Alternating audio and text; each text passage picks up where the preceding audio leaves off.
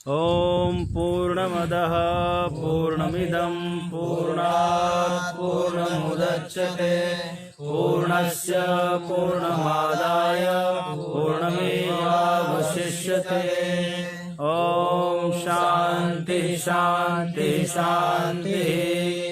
ओम आप्यायन्तु ममांगानि वाक्प्राणश्चक्षुश्रोत्रमथो बलमिन्द्रियाणि च सर्वाणि सर्वं ब्रह्मोपनिषदं माहं ब्रह्म निराकुर्याम् मा ब्रह्म निराकरोद निराकरणमस्तु निराकरणं मेऽस्तु तदात्मनि निरतेय उपनिषत्सु धर्मास्ते मयि सन्तु। ओम शांति शांति शांति। ओम सहना भवतु सहनौ भुनक्तु सह वीर्यं करवावहै तेजस्विनावधीतमस्तु मा विद्विषावहै। ओम शांति शांति शांति। ओम भद्रम। हाँ, अब हम लोग आज इसका भी कर दें, इनका शांति मंत्र। प्रश्नोपनिषद का शांति मंत्र है। ओम भद्रं कर्णेभिः शृणुयाम देवाः भद्रं पश्येमाक्षभिर्यजत्राः स्थिरैरङ्गैस्तुष्ट्वागुंसस्तनुं विषेमदेवहितं जलायुः। ओम शांति शांति शांति।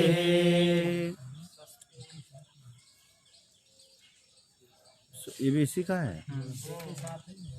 स्वस्ति नो इंद्रो वृद्धश्रवाः स्वस्ति नः पूषा विश्ववेदाः स्वस्ति नस्तार्क्ष्यो अरिष्टनेमिः स्वस्ति नो बृहस्पतिर्दधातु। ओम शांति शांति शांति। आइए हम लोग उपनिषद सरल व्याख्या में आज प्रश्नोपनिषद का शुभारंभ करते हैं। प्रश्नोपनिषद में सुंदर यह शांति मंत्र आपने अभी पाठ किया और यह शांति मंत्र कितना सुंदर है। ओम भद्रम कर्णेभिः शृणुयाम देवा। पहले इस शांति मंत्र का ही अर्थ समझते हैं। भद्रम कर्णेभिः शृणुयाम देवाः भद्रम पश्येम अक्षभिर्।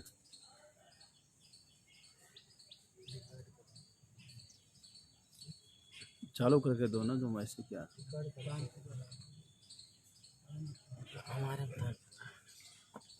तो भद्रम करणे भी शृणुयाम। हे जो प्रातः हम लोग स्तुति करते हैं, वंदन करते हैं, पूजा पाठ करते हैं, तो उस समय में यह प्रार्थना करनी चाहिए सभी को कि हे देव, जो भी देव हैं, महादेव हैं, देवता हैं, इंद्रादि देवता है, वरुणादि देवता है, समस्त देवताओं के लिए यह प्रार्थना हम लोग कर सकते हैं।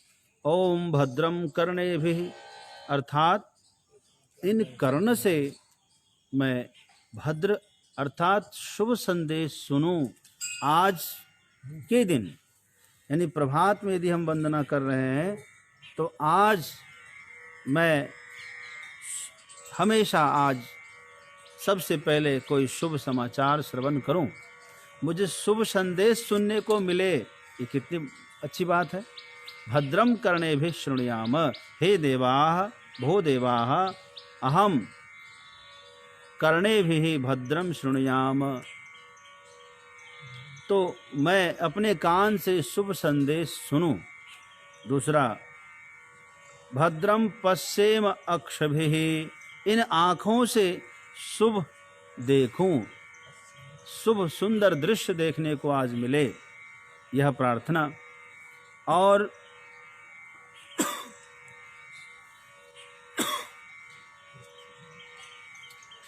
यजत्राह, यजत्रा मतलब मैं यज्ञ करने में समर्थ हूं, अर्थात कर्म करूं। यज्ञ का अर्थ होता है कर्म। मैं कर्म करूं और अच्छे अच्छे दृश्य को देखने को मिले।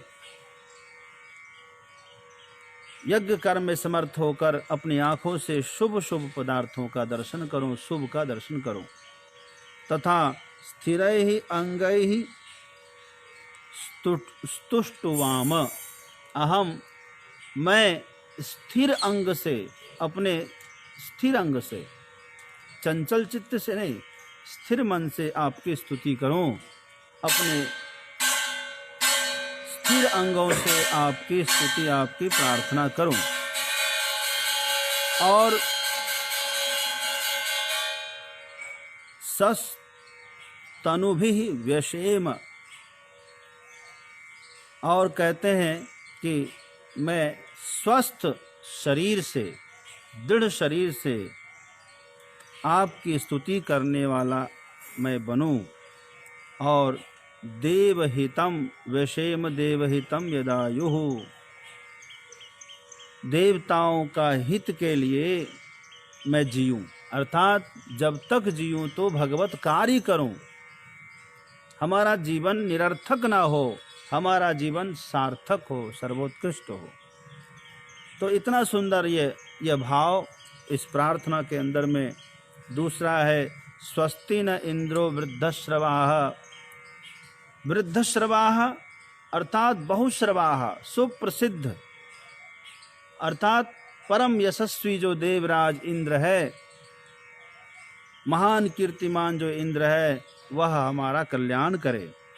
स्वस्ति नः पूषा विश्ववेदाः, कहते हैं जो पूषा है,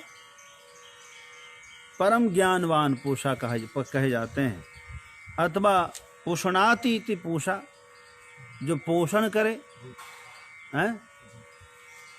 जैसे कुबेर आदि है, सबको धन देकर सबको पुष्ट करते हैं। तो जो पूषा है, परम धनवान है अथवा परम ज्ञानवान है, वह भी हमारा कल्याण करे। और जो अरिष्टनेमी है, अर्थात स्वस्ति नः तार्क्षः, जो अत्यंत तीक्ष्ण अत्यंत तीव्र वेग से चलने वाला तार्क्ष गरुड़ है, वह गरुड़ भी हमारी रक्षा करे, हमारा कल्याण करे। अच्छा, तथा देवगुरु बृहस्पति भी हमारा कल्याण करे, अर्थात हमारा ज्ञान परिपुष्ट हो, हमारा ज्ञान बढ़े दिनों दिन, हम जो पढ़े वह कभी विस्मृत ना हो। बहुत सुंदर प्रार्थना है। यदायु मतलब आयु का भोग करें, हम जब तक जिए तब तक परमार्थ के लिए जिए, जब तक जिए देवहित के लिए जिए। हो गया। स्वस्थ शरीर, स्वस्थ तनु मतलब स्वस्थ शरीर से हम जो है देवताओं का हित के लिए कार्य करें, यानी जब तक जिए हम परमार्थ के लिए जिए। क्या वैषेम, वैषेम मतलब हम जो है भोग करें, देवहितम यदायुः वैषेम, जब तक हम वास करें, यहाँ निवास करें, तब तक जो है देवहित कार्य करें, देवताओं के हित के लिए कर्म करें। तो इस प्रकार एक बार फिर से इस मंत्र का उच्चारण हम सब कर लें।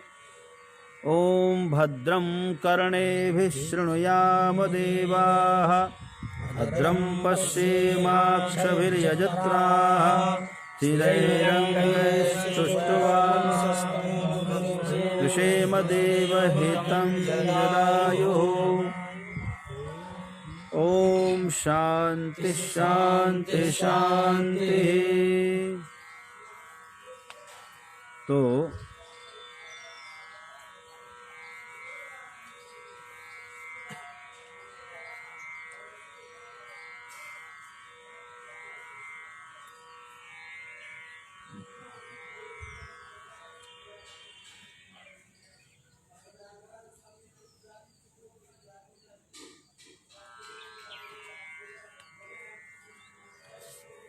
आइए, तो इस प्रकार यह जो शांति मंत्र है, प्रश्नोपनिषद का शांति मंत्र, और यह जो प्रश्नोपनिषद है ये अथर्ववेद का है।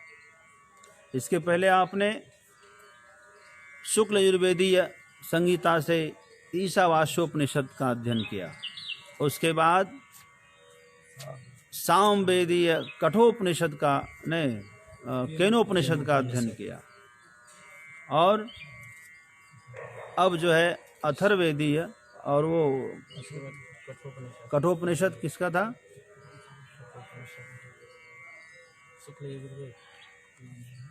नहीं, यजुर्वेद का नहीं था, ऋग्वेद का था संभवतः। और यह जो है हाँ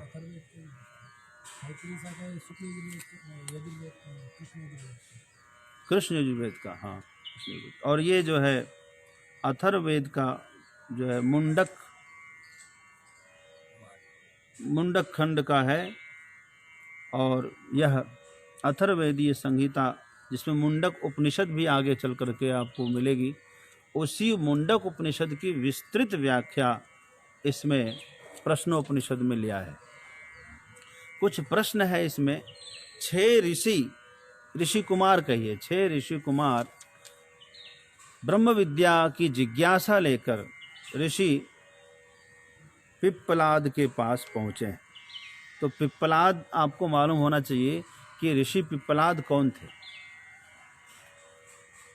मालूम है? पीपल का पाता खा के जी, पिप्पलम अत्तीति पिप्पलाद, जो पीपल खा करके ही गुजारा कर लिए। यही नैमिषारण्य भारत भूमि में, उत्तर प्रदेश में नैमिषारण्य की धरती पर, वहीं पर महर्षि दधीची का आश्रम अभी भी है अब, लेकिन पहले जब दधीची ऋषि रहते थे तब की बात है। तो ऋषि दधीची के पास देवता लोग अपने कार्य सिद्धि के लिए उनसे हड्डी मांगने के लिए आए थे, अस्थि मांगने आए थे। तब महर्षि दधीची ने परोपकार के लिए, परोपकार्थम इदम शरीरम, यह सोच करके अपने शरीर का त्याग कर दिया था। उस समय जो उनकी धर्म पत्नी थी महर्षि दधीची की, वो गर्भवती थी, लेकिन पति परायणा थी। इतनी पति परायणा कि एक क्षण भी पति से अलग नहीं रह सकती थी। वो जानती थी कि मातु पिता भ्राता हित कारी, मित प्रद सब सुनु, राजकुमारी अमित दानी भरता वैदेही, है ना। तो सबसे बड़ा दानी यदि दुनिया में कोई है तो वह है पति। माता पिता भ्राता ये सभी हितकारी हैं, कल्याणप्रद हैं, हितैषी हैं, परंतु सबसे बड़ा दानी कौन है एक स्त्री के लिए? यदि ये पूछा जाए तो इसका उत्तर होगा सबसे बड़ा दानी होता है पति। अमित दानी भरता वैदेही। तो माता अनुसुईया जगत जननी माता जानकी से ये कहती हुए कहती है कि दुनिया में सबसे बड़ा दानी है तो वो होता है पति। अधम सुनारी जो सेवनते ही, जो अपने पति की सेवा नहीं करती वह नारी अधम है। जरा सोचिए पति कितना त्याग करता है अपनी पत्नी के लिए। खुद पूरे शरीर में कपड़ा पहने अथवा ना पहने, लेकिन अपनी पत्नी के लिए पूरे शरीर ढकने के लिए वस्त्र का प्रबंध करता है। खुद भोजन बढ़िया हो या ना हो, लेकिन पत्नी को बढ़िया भोजन कराना चाहता है। खुद रहने के लिए छत हो ना हो, लेकिन पत्नी के लिए विवाह से पहले ही सोचता है पत्नी आएगी तो रखेंगे कहाँ। खुद बरामदे पर भी सो सकता है, कहीं भी सो सकता है। तो बहुत त्याग करता है, सम्मान देता है, उसको बराबर का दर्जा देता है, बराबर में बिठाता है, लेकर जाता है यत्र तत्र। वह जो त्याग है, वह जो दान है, सबसे बड़ा दान होता है सम्मान का। वह सम्मान का दान पति के अलावा कोई नहीं दे सकता स्त्री को। कोई भी नारी की पहचान उसके पिता से नहीं होती, उसके भाई से नहीं होती, उसके पति से होती है। तो बहुत बड़ी बात है, बहुत सारी बातें हैं। कहने का तात्पर्य इतना है कि सबसे बड़ा दानी यदि कोई है एक नारी के लिए, वो है पति। ऐसे ही महर्षि दधीची की पत्नी पति परायणा थी। उसने, उनको जब पता लगा, जब आई उधर से और देखा कि पति का शरीर शांत हो गया, चूंकि पति रहे नहीं, यहाँ तक कि हड्डी भी ले गए, जब उनको मालूम पड़ा तो बहुत नाराज हुई। इतने नाराज हुई कि अब पति के साथ सती होना चाहती थी। मैं अब रहूंगी नहीं, पति के बिना धिक जीवन है। देवताओं ने आकाशवाणी की कि सावधान, आप गर्भवती हैं और आपके लिए आदेश नहीं है, आप ऐसा नहीं कर सकती। यदि आपके गर्भस्थ शिशु हैं, आप अपने पति के साथ जाने के लिए आप इस तरह से अपनी हत्या नहीं कर सकते, सती नहीं हो सकती। सती के लिए अनुमति नहीं मिल रही थी। तो उनका, अच्छा यदि यह पुत्र बाधक है, मैं इस पुत्र को अभी जन्म दे देती, और अपने कटार से अपना पेट फाड़ करके पुत्र को निकाल दिया बाहर और प्राणांत हो गया। वह पुत्र वही, उसको देवताओं ने कहा कि अहो अहो अहो, क्या किया इन्होंने, धन्य है देवी। वह जो पुत्र हुआ वही पिप्पलाद हुआ। वहीं पर उसी वृक्ष के नीचे, पिप्पल वृक्ष के नीचे निवास करने से उनकी रक्षा गंधर्वों ने किया। लालन पालन हुआ तो वही ऋषि पिप्पलाद ब्रह्मज्ञानी का पुत्र होने से ब्रह्मज्ञान में स्वतः सिद्ध अधिकार था, और वही नैमिषारण्य की भूमि में ब्रह्मज्ञान प्राप्त किया।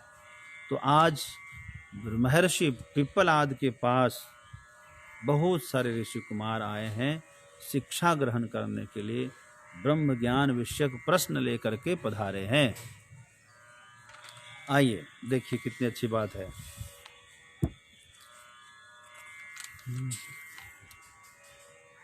ओम सुकेशा च भारद्वाजः ॐ सुकेशा च भारद्वाजः शैब्यश्च सत्यकामः शैब्यश्च सत्यकामः शौर्यायणी च गार्ग्यः शौर्यायणी च कार्यः कौशल्यश्चाश्वलायनो कौसल्याश्चाश्वलायनो भार्गवो वैदर्भिः भार्गवो वैदर्भिः कबन्धी कात्यायनस्ते कबन्धे कात्यायनस्ते हैते ब्रह्मपरा ब्रह्मनिष्ठाः वैते ब्रह्मपरा ब्रह्मनिष्ठा परं ब्रह्मान्वेषणमानाः परं ब्रह्मान्वेषणमानाः एष हवै तत्सर्वं वक्ष्यतीति ईश हवै तत्सर्वं वक्ष्यतीति तेह समित्पाणयो भगवन्तं पिप्पलादमुपसन्नाः तेह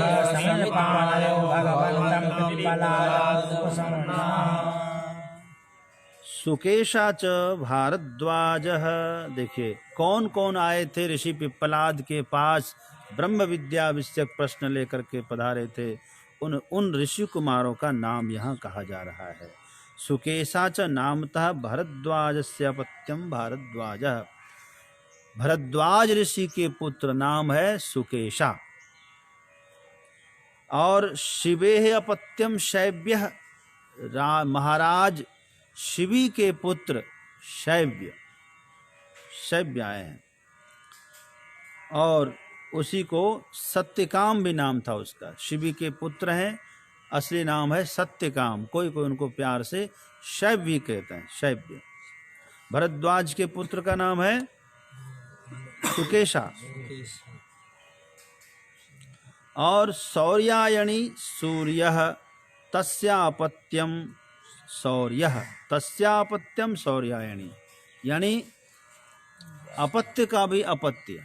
सूर्य का पुत्र वैवस्वत और वैवस्वत का पुत्र हुए शौर्यायणी। तो शौर्यायणी ये भी आए थे। और गर्ग गोत्रोत्पन्न गार्ग्य और कौशल्यश्च नामतः अश्वलस्यापत्यम आश्वलायन। कहते हैं आश्वलायन, अश्वल के पुत्र आश्वलायन आए हैं। तो इस प्रकार अश्वल के पुत्र आश्वलायन, उसका नाम था कौशल्य, उसी का नाम था एक कौशल्य। और भृगु गोत्र में उत्पन्न होने से एक ऋषि का नाम था भार्गव, जो विदर्भ देश उत्पन्न होने से वैदर्भी भी नाम उनका था। और कबंधी एक नाम था, क्योंकि कत्ति का पुत्र होने से उसको कात्यायन भी कहा जाता था। ऋषि कत्ति के पुत्र कबंधी। इस प्रकार जो है कहाँ गया, कबंधी कात्यायन है ते, ये 6 हैं। कौन कौन 6 हो गए? सुकेशा, सत्यकाम, सौर्यायणी, कौशल्य और भार्गव और कत्य के पुत्र हैं कबंधी। ये 6 ऋषि कुमार पधारे हैं। इसमें से एक राजकुमार भी है, उसका नाम है शैब्य। शिवी के पुत्र हैं शैब्य, जिसका नाम सत्यकाम है। तो ये 6 ऋषि कुमार महर्षि पिप्पलायन के पास में ब्रह्म विद्या विषयक प्रश्न को लेकर पधारे हैं। और ऐसे खाली हाथ नहीं गए हैं, हाथ में समिधा लेकर गए हैं। उस समय सब जो ऋषि रहते थे वन में, नित्य प्रति जो है यज्ञ करते थे। प्रतिदिन जो है यज्ञ करते, तो यज्ञ में समिधा की आवश्यकता पड़ती है। तो समिधा लेकर के, काष्ठ लेकर के, काष्ठ जलाने के लिए हवन में जो लकड़ी चाहिए आम्रादि की, सूखी लकड़ी, इसको समिधा कहते हैं। सूखी लकड़ी क्यों? इसीलिए कि एक बार आग के संपर्क में आते ही लकड़ी पूरी तरह जलकर राख हो जाएगी। उसी तरह से आज मेरा हृदय भी, मेरा चित्त भी मोह रहित हो गया है। एक बार इसमें ब्रह्म ज्ञान रूपी ज्ञानाग्नि के संपर्क में आते ही अग्नि प्रकाशित हो जाएगी, मेरा हृदय प्रकाशमान हो जाएगा। इसी उद्देश्य से कहा कि समिधा लेकर, समित पानी लेकर के ये 6 के 6 ऋषि कुमार महर्षि पिप्पलाद के पास पधारे हैं। सुकेशा, सत्यकाम, सौर्यायणी, कौशल्य और जो है भार्गव और कात्यायन, यानी कत्य के पुत्र हैं कात्यायन। ये 6 ऋषि कुमार महर्षि पिप्पलायन के पास ब्रह्म विद्या विषयक प्रश्न, ब्रह्म विद्या सीखने के लिए पधारे हैं।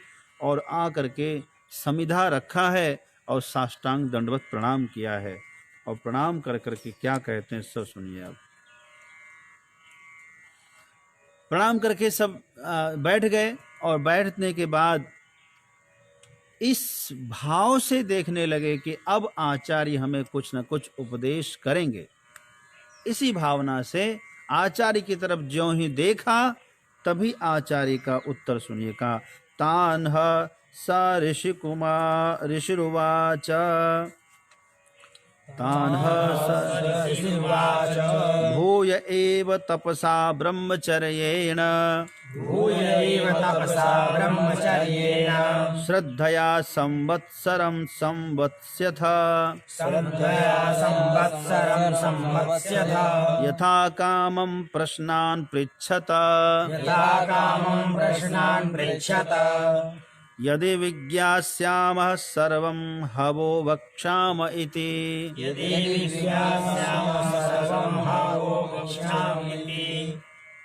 ऋषि कुमारों के विधिवत प्रणाम आदि कर लेने के बाद महर्षि पिप्पलायन ने प्रथम यही शब्द से कहा, स्वस्तिस्तु, तुम्हारा कल्याण हो, आपका सबका कल्याण हो। आप जो जानना चाहते हैं, ब्रह्म विषयक प्रश्न आप करना चाहते हैं, आप प्रश्न करना, लेकिन पहले ब्रह्म ज्ञान जानने से पहले आपकी योग्यता का परिचय भी तो होना चाहिए। जरा सोचिए कि आप कोई प्रोफेसर हैं और प्रथम दिवस आप कक्षा में प्रवेश किए, तो आप पहले क्या संवाद करेंगे? पहले कैसे आप पढ़ाना शुरू करेंगे? पता लगा आप वही पुरानी बात पढ़ाना शुरू कर दिए। आपने सोचा कि भाई शुरू से पढ़ाना चाहिए, आप शुरू से शुरू कर देंगे। पता लगा उन लोगों को सबको पता है और वो हंसी करेंगे, आपस में बातें करेंगे। क्यों? आप वही विषय पढ़ा रहे जो पढ़ चुके हैं। आप कोई हाई लेवल की बात कर दें, ऊपर की बात कर दें, तो विद्यार्थी को सिर के ऊपर से जाएगा, तो वो भी तब भी वो आपके ऊपर ध्यान नहीं देंगे। तो वो क्या करना चाहिए? पहले एक परिचय करना चाहिए, और परिचय करने के बाद उससे एक कहिए कि आप एक प्रश्न पूछिए। विद्यार्थी से कहिए कि आप एक प्रश्न पूछिए। जब विद्यार्थी प्रश्न करता है तो प्रश्न करते करते करते अपनी योग्यता भी कह देता है। वह विद्यार्थी कितना जानता है पता चल जाता है उसके प्रश्न से। प्रश्न ही उसकी योग्यता बताता है। इसीलिए प्रश्नोत्तर की जो परंपरा थी हमारी, बहुत पुरानी परंपरा थी। और ये जो क्वेश्चन मैं आपको बताया, ये क्वेश्चन नेट जेआरएफ का क्वेश्चन, मैंने खुद इसका जो है वो उत्तर दिया था। यही उसका उत्तर सही था कि शिक्षक कहे कि एक प्रश्न आप करिए, और उस प्रश्न करते करते ही विद्यार्थी की योग्यता का पता चल जाएगा। शिक्षक आराम से फिर समझा पाएगा। तो इस प्रकार जो है संवाद शुरू होता है। लेकिन अब एक बात है, यहाँ प्रश्न करने जा रहे थे कि आचार्य ने तुरंत कहा कि आप प्रश्न कर रहे हो, ठीक है, मैं तुम्हारे प्रश्न को सुन चुका हूं, लेकिन इसके उत्तर में आपको यहाँ 1 वर्ष रहना पड़ेगा। क्योंकि 1 वर्ष आप जब रहेंगे यहाँ, तब ही आपकी योग्यता प्रकाशित होगी, और योग्यता प्रकाशित हुए बिना ज्ञान प्रकाशित नहीं होगा। इसीलिए देखिए ऋषि ने क्या कहा, तान्ह ऋषिरुवाच, ऋषि ने कहा, क्या कहा, भूय एव तपसा ब्रह्मचर्येण श्रद्धया। भाइयों, आप यदि यहाँ इन प्रश्नों का उत्तर चाहते हैं, अपने प्रश्नों का उत्तर यदि आप चाहते हैं, तो आप यहाँ 1 वर्ष पर्यंत रहिए, श्रद्धा पूर्वक ब्रह्मचर्य का पालन करते हुए यहाँ सेवा करिए। 2 काम, श्रद्धा, सेवा और संयम। संयम से रहिए, श्रद्धा और सेवा पूर्वक यहाँ रहिए, निवास करिए। 1 वर्ष पर्यंत आप रहेंगे, तब फिर यथा कामम, जो प्रश्न है आपके, संवत्सरम संवत्स्यथा वस, 1 संवत्सर मतलब 1 वर्ष, संवत्स्यथा रुके, आप यहाँ निवास करिए। फिर यथा कामम प्रश्नान पृच्छत, फिर जो आपके प्रश्न होंगे उन प्रश्नों के उत्तर दिए जाएंगे, आप पूछ लेना। इसका मतलब यह हुआ कि पहले प्रश्न उत्तर करने से पहले भी श्रद्धा पूर्वक गुरु की सेवा आवश्यक है। सेवा की भावना यदि नहीं है, एक कहावत है हमारे शास्त्र में कि यथा खनन खनित्रेण नरो वारी अधिगच्छति। पृथ्वी में जल है, पृथ्वी में जल कैसे मिलेगा? खोदना पड़ेगा, है ना? जहाँ खोदेंगे वहीं, ऐसा नहीं कि एक बार यहाँ खोद लिया, एक बार वहाँ खोद लिया, एक वहाँ खोद लिया, एक तो पानी मिलेगा नहीं। एक ही जगह बिना रुके खोदते रहने से आपको वहीं जल मिल जाएगा। ठीक है। और पल्लव ग्राही की तरह थोड़ा यहाँ थोड़ा वहाँ करेंगे तो नहीं मिलेगा। तो जल परिपूर्ण है पृथ्वी में, लेकिन मिलेगा कैसे? खोदने से। खनित्र से खनन करने पर, किसी जो है फावड़े आदि से खोदने पर ही जल मिलता है, उसी प्रकार तथा गुरुगता विद्या शुश्रूषुरधिगच्छति।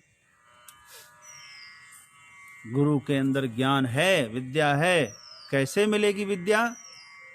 सेवया, शुश्रूषा करने से, सेवा करने से आप उसको प्राप्त कर सकते हैं। ऐसा नहीं कि आए तन करके प्रश्न उत्तर शुरू कर दिया,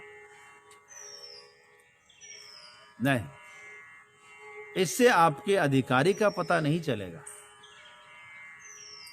ब्रह्म विषयक विद्या है, ब्रह्म ज्ञान है, गुरुगता जो विद्या है, कुछ न कुछ सेवा करने से ही प्राप्त होती है। इसीलिए सीधे तौर पर ऋषि पिप्पलाद ने कह दिया कि आप यहाँ 1 वर्ष तक निवास करिए और सेवा करिए। ऐसा नहीं है कि केवल निवास करिए, यहाँ पर सेवा करिए, श्रद्धा से, संयम से रहिए यहाँ पर, और फिर आप प्रश्न करना, आपके सारे प्रश्न समाहित होंगे अर्थात समाधान किए जाएंगे। तो सीधे तौर पर प्रश्न उत्तर की परंपरा नहीं है, परंपरा है सेवा। तो इस प्रकार है, कुछ न कुछ सेवा करते रहिए। तो 1 वर्ष तक सेवा करेंगे। आपको पता है विरोचन, प्रहलाद के पुत्र विरोचन थे और देवराज इंद्र दोनों ब्रह्मा जी के पास गए थे ब्रह्म ज्ञान विषयक प्रश्न करने के लिए। प्रश्न किया कि हे ब्रह्मदेव, मुझे आप ब्रह्म ज्ञान दें। कहा ठीक है, देंगे ब्रह्म ज्ञान। बताइए कि आत्मा क्या है? कहा कि जाओ जल में देखो जा करके। गए दोनों आदमी और जाके पानी में, जल में देखा। तो जल में क्या देखा उन्होंने? अपनी ही परछाई देखा। किसकी परछाई देखा? आत्मा की, शरीर की परछाई देखा। तो विरोचन ने सोचा, दैत्यराज है, उसने सोचा कि ये शरीर की परछाई तो है जल में, इसका मतलब शरीर ही आत्मा है। तो शरीर आत्मा है तो खूब खाओ, खूब पियो, खूब मौज करो, खूब बॉडी बनाओ। वो चला गया, खूब खाने लगा, खूब बॉडी बनाने लगा, खुश, माता पिता भी खुश। लेकिन देवराज इंद्र ने सोचा कि ये तो शरीर की परछाई पड़ रही है, तो शरीर तो आत्मा नहीं है। क्योंकि आत्मा के बारे में कहा जाता है वह तो विरज है, वह तो असंग है, वह तो नित्य है, सत्य है ना, सच्चिदानंद स्वरूप है। और शरीर तो असत्य है, अनित्य है, घटने बढ़ने वाला है, जन्म और मरण धर्मा है। तो शरीर आत्मा नहीं हो सकता। ये तो कुछ गड़बड़ लग रहा है। तो इंद्र केवल, अब वो तो चला गया घर तुरंत। इंद्र वापस ब्रह्मा जी के पास, हे परमेश्वर मुझे बताइए, ये शरीर आत्मा तो नहीं हो सकता, फिर आत्मा कौन है? तब कहा कि हाँ इंद्र, तुम सचमुच में इसके अधिकारी हो, लेकिन अभी तुम्हें इसमें, इसके लिए यहाँ कुछ दिन आश्रम में रहना पड़ेगा।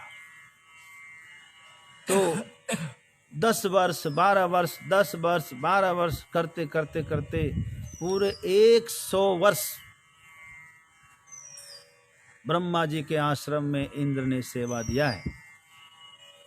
ब्रह्मचर्य का पालन कर करके वहाँ 100 वर्ष तक रुके और सेवा किया है, सत्संग किया है। उसके बाद आखिरी में ब्रह्म ज्ञान दिया ब्रह्मदेव।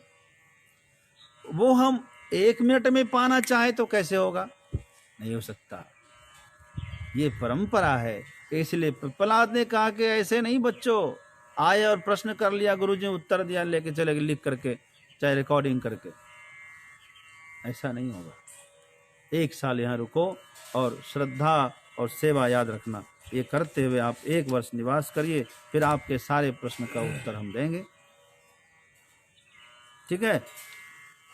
यथा कामं प्रश्नान् पृच्छत यदि विज्ञास्यामः।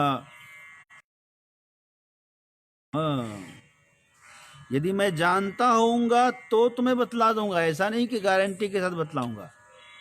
अरे भाई, यदि तुमने पूछा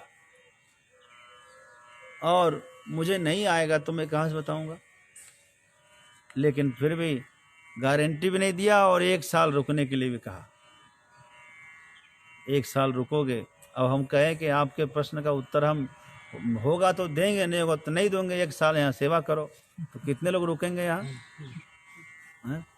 कहेंगे 1 साल के बाद ही क्या पता उत्तर मिले ना मिले। धैर्य कहाँ है? लेकिन वहां क्या हुआ? वहां सब रुके, गए नहीं। एक भगत आया, गुरुजी धन का बड़ा अभाव है, ऐसा कुछ आशीर्वाद दीजिए, कोई पूजा पाठ बता दीजिए कि शीघ्र धन की प्राप्ति हो जाए, लक्ष्मी की प्राप्ति हो जाए। कहा ठीक है।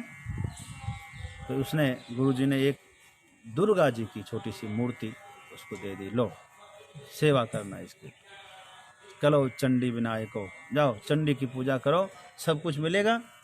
या देवी सर्वभूतेषु लक्ष्मी रूपेण संस्थिता नमस्तस्यै नमस्तस्यै नमस्तस्यै नमो नमः, और कहा करके भेज दिया। उसने घर में ले जा करके बढ़िया से चौकी वौकी पर माता जी को पधराया और खूब और श्रृंगार किया, भोग लगाया, आरती उतारी, खूब पूजा हुई और रोज करता रहा, रोज लड्डू का भोग लगाता रहा। 1 वर्ष हो गया लेकिन एक फूटी कौड़ी माता ने नहीं दिया उसको। तो उसने कहा कि अरे ये तो बड़ा गड़बड़ है, कुछ नहीं मिला अभी तक। उसने सोचा कि पहले वाले गुरुजी के पास नहीं जाऊंगा, यदि उसी के पास जाते तो शायद बताते कि तुम्हारे में ये कमी है, कुछ परिवर्तन होता। लेकिन नहीं, दूसरे गुरु के पास गए। गुरुजी हमारा कल्याण हो जाए, हमें धन मिल जाए, ऐसा कोई उपाय बताइए। तो पहले कह दिया कि माता दुर्गा का मत दीजिएगा। अच्छा ठीक, एक काम करो, विनायक की ले जाओ, कलो चंडी विनायक हो, तो गणेश जी की मूर्ति ले जाओ, सबसे बढ़िया इनकी खूब सेवा पूजा कर, रोज लड्डू का भोग लगाना। हाँ गुरुजी। गया घर में, पूरे घर में साफ सफाई किया और गणेश जी की मूर्ति को चौकी पर पधराया और सेवा करने लगा। बढ़िया से स्नान किया, श्रृंगार किया, वस्त्र पहनाया और जो है तिलक आदि करने के बाद राग भोग लगाने लगा। भोग बहुत सारा लड्डू रख दिया वहाँ पर। प्रथम दिवस था, पूरे परिवार इकट्ठे थे। अब वह जो है भोग रखने के बाद उसने धूप जलाया। जब उसने धूप जलाया और धूप दिखाने लगा, तब उसको होश आया, करे ये धूप का जो धुआं है उधर जा रहा है कोने की तरफ, जहाँ उसने दुर्गा जी को हटा के रखा था। दुर्गा माता को उठा करके बगल कोने में रख दिया था और वहाँ इस धूप का जो धुआं उधर जा रहा था। इसने कहा अरे ये कंजूसनी बुढ़िया, साल भर इसकी सेवा पूजा किया, इसने कुछ दिया नहीं और इस फोकट में हमारा धुआं ले रही है खामखा, मैं इसको धुआं भी नहीं सूंघने दूंगा। तो गया भीतर, झट से उसने रुई ला करके दुर्गा माता की नाक में ठूसने लगा। सलाका से उसके नाक में जो रुई भरने लगा, तुमको मैं धुआं भी नहीं ले दूंगा, तुमने मुझे एक रुपया नहीं दिया, 1 साल तक तुम्हारी सेवा करता रहा, तुमने मुझे दिया क्या? और उसके नाक में रुई भरने लगा। उसी समय दुर्गा माता प्रकट हो गई। वाह वाह पुत्र, वाह वाह पुत्र करने लगी। अरे वाह वाह क्या पुत्र, 1 साल तक तुम्हारी सेवा की, तुमने आज तक मुझे कुछ दिया और आज तो तुम मुझे दर्शन दे रही हो, क्या हुआ, डर गए हो? दुर्गा माता बोली देखो बेटा, मैं आज बहुत खुश हुई। क्यों खुश हो गई? गणेश जी की पूजा की इसलिए, तुम्हें छोड़ दिया इसलिए? बोले ना, बोले आज तुम्हें पहली बार एहसास हुआ कि मैं धुआं भी ग्रहण करती हूँ। तुम्हें पहली बार मालूम हुआ कि तुमने जो धुआं, तुम्हारा धुआं मैं लेती हूँ। अब तक तुम मुझे पत्थर मान की सेवा करते रहे, तुम्हें लगता ही नहीं था कि मैं कभी तुम्हारा भोग स्वीकार करती हूँ। आज जब तुम्हें एहसास हुआ कि मैं धुआं ले सकती हूँ, तुमने मुझे सजीव समझा। अब मैं तुझे वरदान देती हूँ, जो चाहिए मांग लो, कितना चाहिए। कितनी अच्छी प्रेरणा मिली है कि नहीं? मूर्ति की पूजा करिए, मूर्ति मानकर नहीं, मूर्त मानकर नहीं, दिव्य मानकर करिए। साक्षात भगवान है ऐसा मानकर की पूजा करेंगे, तब भगवान आपका ग्रहण करेंगे। जब तक ग्रहण नहीं करेंगे तब तक कल्याण का मार्ग शुरू नहीं होगा। जिस दिन आपको एहसास हो जाए कि हमने श्रृंगार किया, इन्होंने श्रृंगार को स्वीकार कर लिया, उसी दिन से कल्याण शुरू हो जाए। तो इस प्रकार जो है, क्या कह रहा था मैं, 1 वर्ष तक जो है रहे, श्रद्धा पूर्वक सेवा किया, और सेवा करने के बाद फिर अंत में प्रश्न किया है।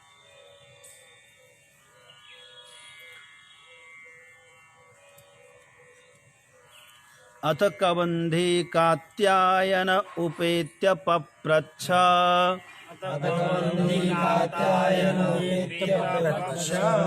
भगवन् कुतो हवा इमाः प्रजाः प्रजायन्त इति।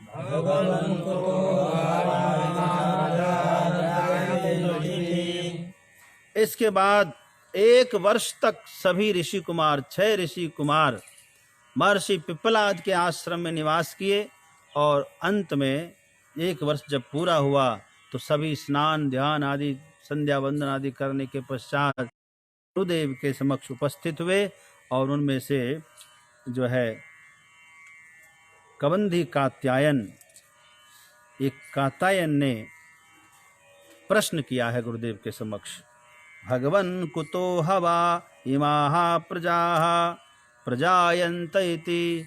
हे भगवन, हे गुरुदेव भगवन, कृपा पूर्वक मुझे आप बताएं कि ये प्रजा कहाँ से उत्पन्न हुई, सृष्टि कैसे हुई। यहीं से प्रथम प्रश्न आरंभ होता है। इसलिए इस ग्रंथ का नाम है प्रश्नोपनिषद। प्रश्न से ही आरंभ होता है, और 6 के 6 प्रश्न हैं इसमें। इन्हीं प्रश्न के उत्तर में यह उपनिषद परिपूर्ण हो जाएगी।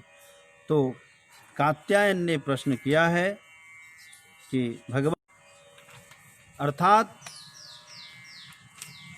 जो उत्पत्ति और विनाश संबंधी प्रश्न किया। क्या किया उन्होंने? उत्पत्ति और विनाश। उत्पत्ति और विनाश किसका होता है? शरीर का होता है, संसार का होता है। समझ में आई की बात कि नहीं? जो नश्वर है उसी का होता है। उत्पत्ति और विनाश शरीर का होता है। अब कनेक्ट हो गया वापस। तो मैं निवेदन कर रहा था कि 1 वर्ष के बाद पिप्पलायन ने प्रश्न किया है, पिप्पलायन ऋषि से कात्यायन ने प्रश्न किया है कि हे गुरुदेव, कृपा पूर्वक बताएं कि प्रजा की उत्पत्ति कैसे हुई, प्राणियों की उत्पत्ति कैसे हुई, ये बताने की कृपा करें। ये प्रश्न, प्रथम प्रश्न रखा है।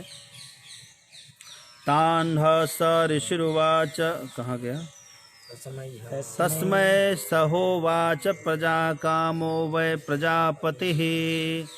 तस्मै सहोवाच प्रजा कामो वै प्रजापतिः। स तपोतप्यत स तपोतप्यत। स तपस्तप्त्वा स तपस्तप्त्वा स मिथुनम् उत्पादयते। स मिथुनम् उत्पादयते। रयिञ्च प्राणञ्च रयिञ्च प्राणञ्च इत्येतौ मे बहुधा प्रजाः करिष्यत इति। इत्येतौ मे बहुधा प्रजाः करिष्यते इति। कहते तस्मै सहोवाच प्रजा कामो। प्रश्न करने पर पिप्पलाद ऋषि ने उत्तर दिया, कहा देखो एक बहुत प्रसिद्ध है। कौन? प्रजापति। प्रजापति कौन है? ब्रह्मा जी।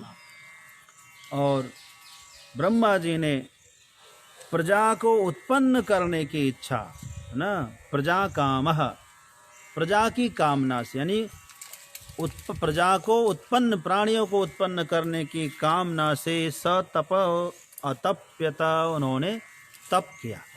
क्या किया? पहले तप बल सृष्टि रचय विधाता, तप बल विष्णु सकल जगत्राता, तप बल समस्त सृष्टि भवानी, तप आधार सब सृष्टि भवानी।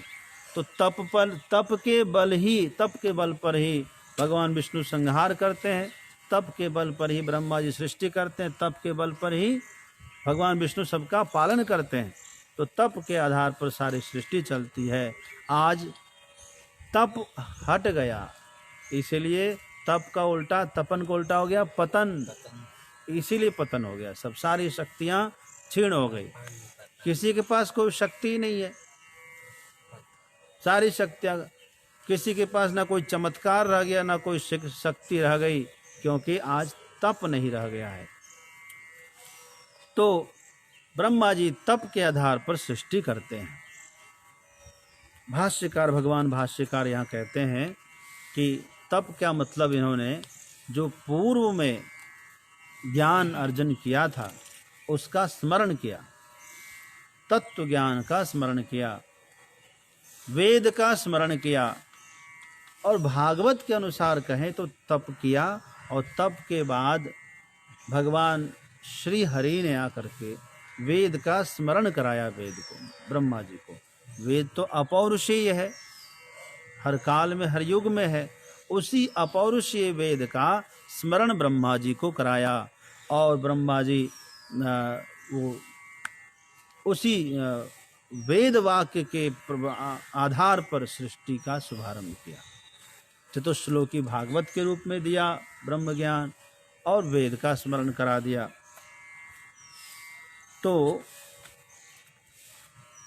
प्रजापति ने क्या किया, सबसे पहले क्या उत्पन्न किया? कहते हैं रईंच प्राणंच, रई और प्राण उत्पन्न किया। रई क्या है? का रई मतलब है अन्न। रई का मतलब क्या है? अन्न उत्पन्न किया। और प्राण का अर्थ क्या है? अग्नि, यानी भोक्ता। एक अन्न होगा तो अन्न को भोग खाने वाला भी तो चाहिए। तो कर्म में प्रधान है अग्नि, है ना। तो इसीलिए अग्नि को उत्पन्न किया और अन्न को उत्पन्न किया कि अन्न से ही प्राणी उत्पन्न होंगे, प्राणी रहेंगे। अन्न नहीं हो तो कोई प्राणी नहीं रहेगा, है ना। जैसे तस्माद् वाय तस्मात् आत्मनः आकाशः सम्भूतः आकाशाद् वायु वायोरग्नि अग्निरापः अद्भ्यः पृथ्वी पृथिव्याम अन्नम, है ना। पृथ्वी में, पृथ्वी से अन्न और अन्न से प्राणी। तो ब्रह्मा जी ने सर्वप्रथम रई और प्राण इन दो को प्रकट किया है। अब ये रई कौन है और प्राण कौन है, इसकी उपासना किस तरह से करें और फिर इसका आगे विस्तार कैसे हुआ, ये सब चर्चा हम 5वें मंत्र में कल करेंगे। मेरे ख्याल से समय आज का पूरा हो गया है। तो प्रतिदिन हम लोग यहाँ 7:30 से 8:30 बजे तक करते हैं। आज थोड़ा विलम्ब हो गया था आरंभ करने में, कुछ टेक्निकल खराबी की वजह से हुआ था। मैं आप सबको बहुत बहुत साधुवाद। ज़रा सा मैं आप सबका एक बार नाम ले लूँ। रमेश दास जी भोपाल से हैं, आपको ओम नमो नारायण। निशांत यादव जी, उपनिषद सुना के जाना अभी विद्यार्थियों, ऐसे नहीं जाओ। निशांत यादव जी फिरोजाबाद से, सुनीता बहन जी मुंबई से, राजेंद्र कुमार गोयल जी सुनाम पंजाब से, मनोज कुमार जी समस्तीपुर बिहार सरसोना से, अनिल पुरोहित जी दिल्ली से, मालती माता जी पटना सिटी से, उर्मिला माता जी सुनाम पंजाब से, तुलसी पाल जी भोपाल से, और इसके बाद जो है अलकाबेन कलोल गुजरात से, सुलोचना बहन हमारे काठमांडू से, और बबीता सिंघानिया कलकत्ता से है मेरे ख्याल से, और शारदा सिंह जी वाराणसी से, सुनीता अग्रवाल कलकत्ता से, सुनीता बहन जी, और रामेश्वर लाल मीना जी लोहारी कला राजस्थान से, नंदन पूर्णिया जी, आप कहाँ से हमको ध्यान नहीं है, और रोहित केशरी वाराणसी से ही है, और दयानंद शर्मा जी को भी ओम नमो नारायण है। रोहित ने कुछ पूछा है, भजन सुनाए दीजिए, सावन का महीना चल रहा है, बाबा भोलेनाथ का कजरी सुना दीजिए। हमको चैनल बढ़ा दें। हाँ, अभी तो समय पूरा हो गया है, जरूर सुनाएंगे भजन, कल याद करा देना हमको। चैनल पे आ जाए। और दूसरी बात है, श्रावण की शिवरात्रि है 18 तारीख को, यानी त्रयोदशी। तो हम लोगों का विचार हुआ है त्रयोदशी को सुंदर संगीतमय रुद्राभिषेक करने का। सस्वर और संगीतमय रुद्राभिषेक, मेरे ख्याल से ये प्रथम बार ही ऐसा मन में आया है कि जैसे सुंदरकांड की एक परिपाटी चलती है, बड़ा अच्छा लगता है, हर 5 दोहे के बाद वो एक भजन दे देते हैं। ऐसे भी इसमें हर एक पूजा के बाद एक भजन और एक अध्याय के बाद एक भजन, और आखिरी में लगातार 5-7 भजन। तो बड़ा शिवमय, कीर्तनमय, भक्तिमय वातावरण होने वाला है। तो रोहित केसरी जी, आप यहाँ जरूर आ जाना।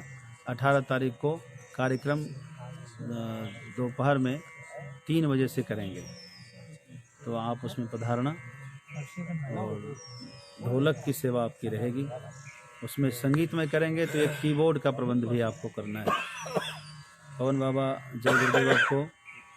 श्री दामा किंकर जी महाराज वृंदावन से हैं, आपको बहुत बहुत प्रणाम करता हूँ। रितु शर्मा जी दिल्ली से हैं, आपको नमोनारायण। सुनीता शर्मा जी दिल्ली से, आपको नमोनारायण। मीना अग्रवाल जी, मेरे ख्याल से आप कलकत्ता अथवा पटना से हैं, आपको नमोनारायण। और इस प्रकार पंखुड़ी कृष्णा जी, राजेंद्र शर्मा जी हैदराबाद से हैं, और उदय शर्मा जी को भी ओम नमो नारायण। राकेश शर्मा जी को भी ओम नमो नारायण। गोपाल कृष्ण अग्रवाल जी को भी ओम नमो नारायण, पटना से हैं आप। वेदांती आर स्वामी, यदि स्वामी जी हैं तो आपको प्रणाम करता हूँ स्वामी जी, ओम नमो नारायण। जय सिया राम। बहुत सुंदर, आप देश और विदेश में सनातन धर्म का परचम फहराते रहते हैं। अपने काशी वाराणसी की खुशबू आपके प्रवचनों में मिलती है, आपकी कथाओं में भी काशी वाराणसी की सुगंध हमको मिलती है। और ऐसे ही आप करते रहें स्वामी जी, आप दीर्घायु हों, हम यही कामना करते हैं विश्वनाथ से। श्रावण हम सब के लिए शुभ हो। आपका मार्गदर्शन समाज को लिए बड़ा कल्याणप्रद रहता है। आपकी कथा में वो चीज़ दिखती है जो परिश्रम से प्राप्त किया है, वो दिखता है। फिजूल की चीज़ें आप नहीं बोलते, बहुत अच्छा लगता है। M.K. गुप्ता जी को भी ओम नमो नारायण। शास्त्री P.T. राघव को भी ओम नमो नारायण। और राकेश अग्रवाल जी, रेखा अग्रवाल जी को भी ओम नमो नारायण। शांति यादव हो गया। इस प्रकार जो है बबीता अच्छा सुलोचना बहन ने कहा है बबीता सिंघानिया सिलीगुड़ी से। जी, आपको ओम नमो नारायण सभी को। मैं इस सत्र को विश्राम देता हूँ। बहुत बहुत साधुवाद।